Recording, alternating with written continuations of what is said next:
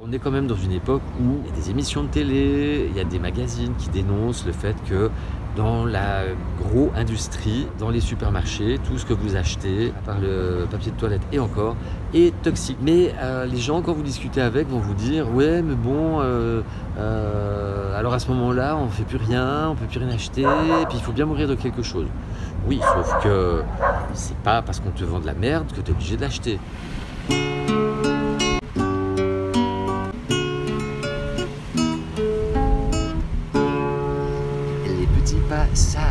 Passage. Bonjour à tous, bienvenue sur la chaîne des petits passages.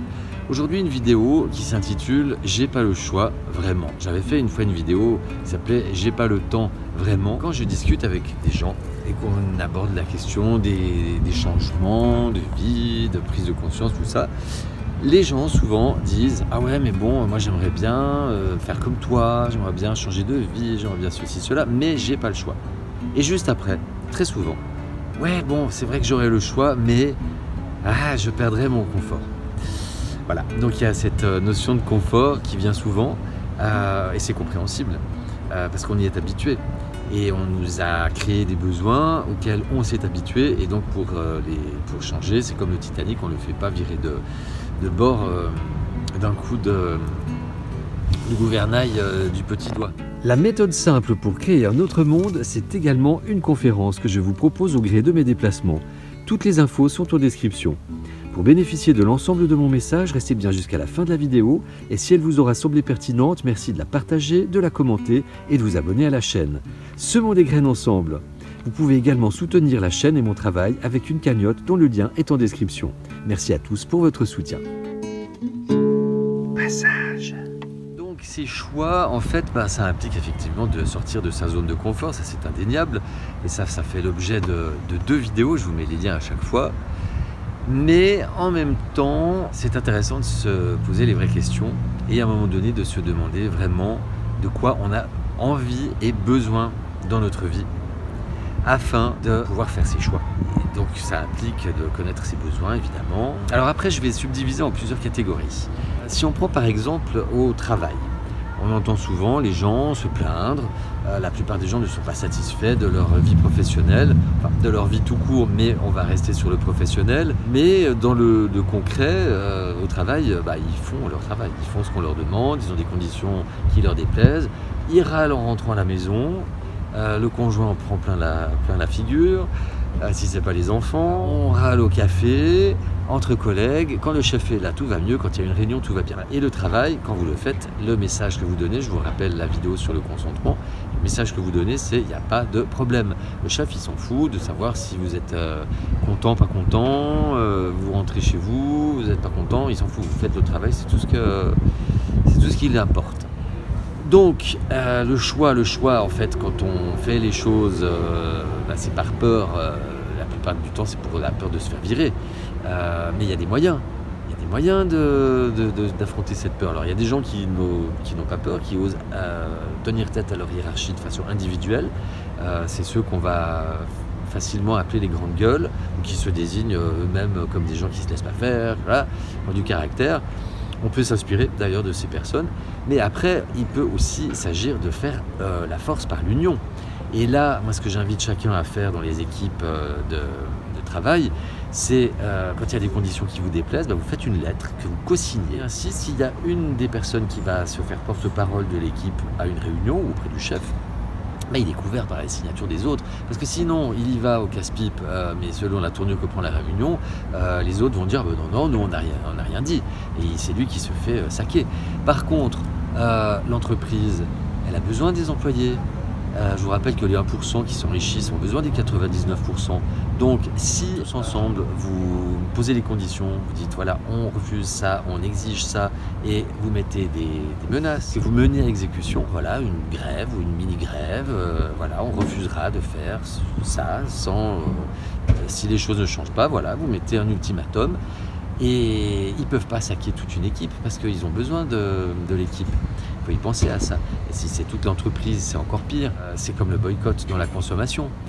Donc parlons de la consommation. Là aussi, on est quand même dans une époque où, je prends souvent l'exemple d'Élise Lucet, il y a des émissions de télé, il y a des magazines qui dénoncent le fait que dans la gros-industrie, dans les supermarchés, tout ce que vous achetez, à quelque chose près, à part le papier de toilette et encore, est toxique, contient des éléments toxiques, que ce soit du alimentaire ou du non alimentaire, avec des arômes, des conservateurs, des parfums, des pesticides, qui sont entre peu, moyennement et hautement toxiques. L'OMS ne peut pas dire que c'est très clairement toxique parce que sinon ils sont obligés de les interdire et comme l'OMS travaille main dans la main avec l'agro-industrie, c'est des classements bidons. Mais en gros, voilà, on ne peut pas l'ignorer. Mais les gens, quand vous discutez avec, vont vous dire « Ouais, mais bon, alors à ce moment-là, on ne fait plus rien, on ne peut plus rien acheter, et puis il faut bien mourir de quelque chose. » Oui, sauf que c'est pas parce qu'on te vend de la merde que tu es obligé de l'acheter. Jusque-là, on a des besoins fondamentaux, et quand vous regardez dans le caddie à la sortie des supermarchés, c'est pas que du besoin fondamental. Soda, biscuits, gâteaux, céréales Kellogg's et autres sont parfaitement toxiques et elles ne sont pas indispensables. On peut prendre des produits non raffinés, non transformés pour couvrir ses besoins. Et on fait aussi des économies, là clairement. On peut très bien se nourrir en faisant des économies, ça ne coûte pas forcément plus cher. Ça, c'est un mythe. Parce que ce qui coûte cher, c'est les aliments transformés, la viande. Et si vous achetez de la viande en supermarché, c'est pas de la viande. Ça a l'apparence de viande, vous allez bouffer des hormones, des antibiotiques, et puis l'énergie de la souffrance animale, ça vous allez vous la prendre aussi dans votre corps et dans votre esprit. Voilà, les gens se cachent derrière faut bien faire mourir de quelque chose, on n'a pas le choix, parce qu'en fait ils ne veulent pas remettre en cause les habitudes de consommation. Et on entend souvent les gens dire « Ouais, mais alors on sait bien, on sait bien, mais tu veux faire quoi ?» C'est d'où le nom du groupe Facebook que j'avais monté avant de créer cette chaîne YouTube. Et donc tout autant que l'union fait la force, le boycott a aussi son impact. Ceux qui vous disent que le boycott ne sert à rien, là je vous rappelle que derrière une information, il faut toujours regarder qui est derrière l'information, et celui qui est dans l'agro-industrie a tout intérêt à faire croire que le boycott ne sert à rien. Et c'est très facile de faire croire telle ou telle chose, il faut toujours prendre de la distance face à l'information. Passage. Les habitudes de consommation par rapport aux emballages aussi et sur-emballage. Vous avez le choix, par exemple des fois il y a deux produits, un qui est avec un emballage très plastique, un autre avec un emballage plutôt papier. Vous pouvez choisir celui qui est dans un emballage en papier ou celui qui n'a pas de sur-emballage. Et après, il y a aussi tous les produits qui sont vendus dans du plastique dont on n'a pas forcément besoin. Donc là, par exemple, je prends l'exemple vous allez acheter un smoothie dans des espèces de gobelets en Kevlar, super rigide avec un couvercle et une paille. Non. Voilà, acheter ça, c'est du consentement.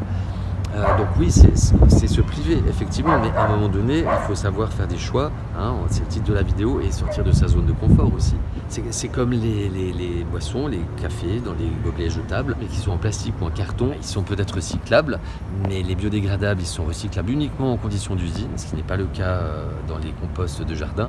Donc c'est un gros leurre. Donc signifier aux marchands, moi je vous aurais bien pris cet article, cette boisson, ce smoothie, ces fruits coupés, mais je ne le prends pas parce que c'est dans un contenant qui n'est pas recyclable. Après, donc, dans les modes de vie, on n'est pas satisfait de nos vies, mais il y a de plus en plus de gens qui arrêtent de travailler. Là, je suis tombé sur une vidéo l'autre jour, je vous mets peut-être un petit extrait. Il y a énormément de gens, depuis le Corona Circus, qui ont changé de travail ou qui ont arrêté de travailler pour se reconvertir, pour se mettre à leur compte. J'étais tombé sur une autre vidéo également où nous avons des jeunes ingénieurs dans l'agro-industrie, dans l'agriculture, qui dénoncent en fait l'agriculture industrielle et tout ce qu'on leur apprend en fait dans les écoles d'agriculture, et ils balancent clairement en fait que c'est pour enrichir les labos. On leur apprend à empoisonner la terre, et ils se sont positionnés en choisissant de nouvelles activités qui sont durables. Donc il y a beaucoup d'espoir, seulement voilà, il faut sortir de sa zone de confort, faire des choix. Ça implique aussi de ne pas se mettre ce que j'appelle les chaînes, les boulets. Ça implique alors les fréquentations. De nouveau, si vous êtes avec des gens qui sont dans la méchanceté, le ragot, la moquerie, c'est des basses vibrations, vous allez perdre votre temps avec ces gens. Si vous avez envie d'évoluer, vous n'évoluerez pas, ou très peu. Donc ça implique vraiment de fréquenter des gens qui ont les mêmes aspirations. Ça n'empêche pas de les aimer et d'écouter leurs propos, parce que c'est l'ouverture d'esprit, mais vous n'êtes pas obligé de les fréquenter, parce que vous vous faites du mal sans vous en rendre compte. D'ailleurs, souvent, c'est des gens, si vous regardez, vous ne pouvez pas vraiment être vous-même avec. Du coup, vous jouez un rôle pour leur plaire, pour faire partie du groupe. Dans les fréquentations, il y a également la vie de couple. Si vous n'êtes pas satisfait dans votre vie de couple, regardez une bonne fois pour toutes que faire de ce couple. Est-ce que ça vaut vraiment la peine de rester ensemble jusqu'à se tirer les assiettes à la figure? Est-ce qu'il vaut mieux pas déconstruire une relation et se quitter en restant en bon terme, enfant ou pas enfant? Les enfants préfèrent souvent que les parents se séparent, qu'ils se disputent devant leurs yeux tous les jours et tous les soirs, avec ou sans alcool. C'est également le crédit. Le crédit, c'est the boulet numéro 1. Si vous vivez au-dessus de vos moyens, plus vous avez de crédit, plus vous êtes obligé de travailler encore plus pour payer les factures, parce qu'il y a les factures incompressibles, dépenses d'énergie, d'assurance, sur lesquelles on peut agir. Mais par contre, le crédit, si vous vivez au-dessus de vos moyens, là, vous pouvez agir. Vous allez devoir travailler encore plus. Si vous perdez votre emploi, vous vous mettez encore plus dans la M. Donc crédit, vraiment à éviter absolument, surtout à l'heure actuelle. Passage. Voilà ce que j'ai envie de vous dire par rapport au choix. On a quand même des choix qui sont devant nos yeux, mais ça implique, c'est la méthode simple pour changer le monde. Vous regardez cette vidéo, vous avez les 5 critères. Se connaître le monde. Après, une fois qu'on a bien connu les tenants et les aboutissants, se dire, voilà, est-ce que je consens? C'est comme dans Matrix, pilule bleue, pilule rouge, ou est-ce que je ne consens pas? Ensuite, c'est oser faire des choix et se lancer, ni plus ni moins, et sortir de sa zone de confort, toujours, parce que si on reste plan-plan dans le confort, on n'évolue pas, et c'est dans la difficulté qu'on évolue. Voilà, je vais m'arrêter là parce que je pourrais en dire tellement, mais voilà, je vous remercie de votre intérêt. Je vous invite à essayer vraiment de vous positionner, de bien réfléchir si vous n'avez pas le choix. Et puis je vous dis à tout bientôt. Je vous invite à vous abonner à la chaîne, à mettre des likes, des commentaires. Et prenez soin de vous, je vous aime.